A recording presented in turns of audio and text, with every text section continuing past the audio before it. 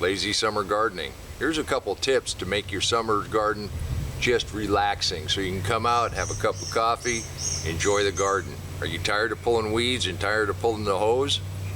Well, we're a week away from summer, and here in June, we can still do some things that are going to make the summer enjoyable. I'm just sitting here watching the seedlings sprout. Things that we're going to backfill, things we're going to put in areas where we have a space or two. Looking at the forecast, it wasn't supposed to rain today, and I had a big plan. I do need to put a trellis on that tomato. Now here's a tip if you're going to use a post driver. See these handles? You don't want that to come down on your head. Make sure that's facing away from you.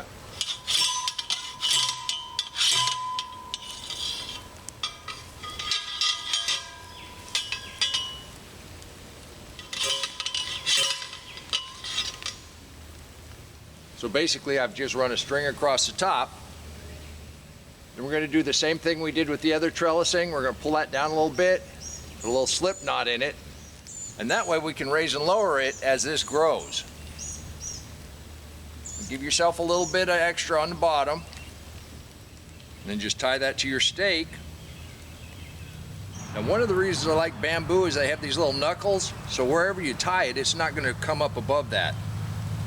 Now take that pretty close to your tomato, and then just anchor it down through the bale, into the soil.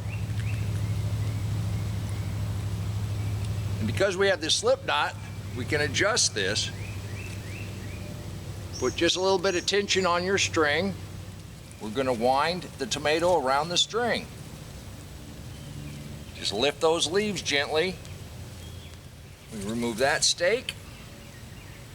Now this tomato is supported. And while we're doing this, let's clean this up. This doesn't look too bad. We do have a pretty good sucker right here. I'm going to remove it. And we'll put that in a glass of water. We'll root that, and we'll have another tomato. And while we're over here, let's look at this basil. You know, everywhere that it branches, it's either going to put roots or it's going to branch. Let's go ahead and prune this one back. Let this get a little bushier, and then we can put this in water, and we can make more basil. We got a couple here. Let's go ahead and do this to this one also. This one's getting kind of big. There you go. Now we'll put all of these in water, and we'll go ahead and make more plants. I really wish I would have known about the deep mulch years ago. It does make your summer gardening lazy. You can come out, you can enjoy the beets, and peanuts, and peas, and kale, and I must have dropped a corn. It's all right here. It's all growing together. If you're tired of pulling the hose and you're tired of pulling weeds, there's basically no weeds here. We've got some viewers that sent in photos of their garden showing what their deep mulch does for them. Let's go ahead and take a look at Walter's garden. Walter's been using deep mulch for a couple years now. He's got a very small area, but he gets a huge harvest. Walter's found that the deep mulch maintains the soil moisture, moderates that soil temperature, suppresses the weeds, and makes his garden a lazy summer garden where the hardest work you have to do is harvest. Walter, your garden is inspirational, and I sure appreciate you sharing with everybody to show them just exactly what's possible in a garden. You know, every Saturdays for the last 5 years, we've gone to you and we've celebrated what's going on in your garden. Please leave a comment down below and let everybody know just how much you appreciate them sharing what's going on in their garden. And while I'm taking the lazy way today, let's go ahead and take a look at a couple more of our contributors. Barbie in Minnesota in Zone 4, her garden is just now starting to really take off. And just check out the brassica harvest. Barbie, summer's almost here. Thank you for sharing. Lisa and Todd have a small garden in Alabama, and their plants are just now kicking in. This looks great. We can't wait to see your harvest. Thank you. I am blessed with the amount of contributors I have to this channel. Hit that thumbs up button. Let YouTube know to push this out to more people that might like to learn how to garden. And if you'd like to help inspire people, I invite you to join us. There's no obligation. You just send in a photo now and again. Let us celebrate what's going on in your garden.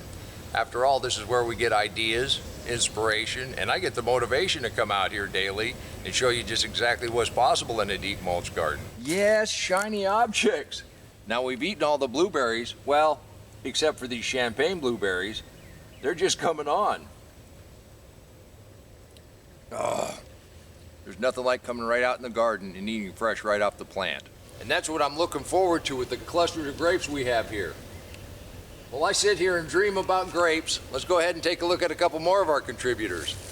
Bruce's Orlando Food Forest is still producing more food than they can eat, and it isn't even summer yet. That's some beautiful colored corn you got, and those 3-foot beans.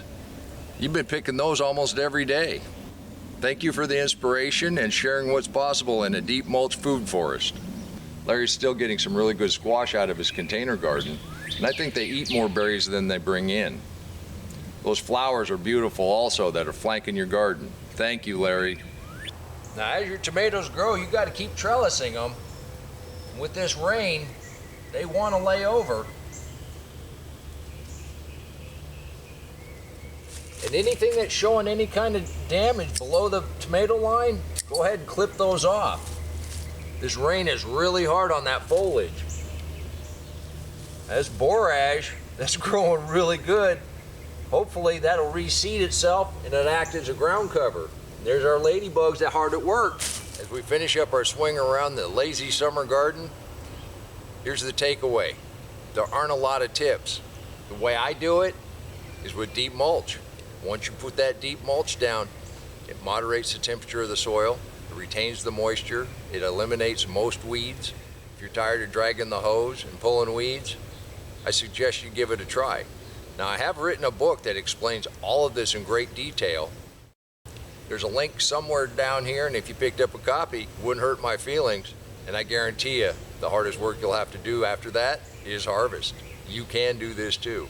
And until next time, remember, take care of yourself, take care of your family, and God bless you.